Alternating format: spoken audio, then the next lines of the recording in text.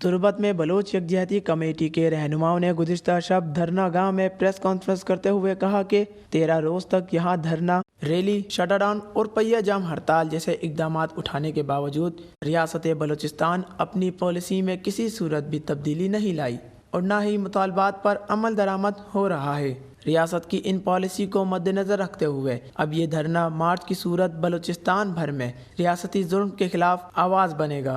13 रोज से केज भर में हर तरह का पुरअमन जमहूरी सियासी एहतजाज किया गया और लोगों को आगाही दी गई कि रियासत के जुल्म को नज़रअंदाज करने और लाशें दफनाने के बजाय उनके साथ मिलकर जद्दोजहद करें। मकरान भर में भी लोगों ने जिस तरह इस तहरीक को कामयाब बनाने की कोशिश की वो काबिल दीद है। उनका कहना था कि ये बलूचिस्तान के हर दूसरे घर का मसला है, इसलिए इस नाइंसाफी और जुल्म के खिलाफ अब तमाम बलूचिस्तान को आवाज़ बुलंद करनी होगी। 6 दिसंबर 2 बजे तुर्बत से रवानगी के बाद तो जबान, होशाब और बालगतर पर बारी बारी रुकेंगे, जबकि 7 दिसंबर को पंजगूर में रैली और लापता अफराद की रजिस्ट्रेशन के लिए कैंप कायम किया जाएगा।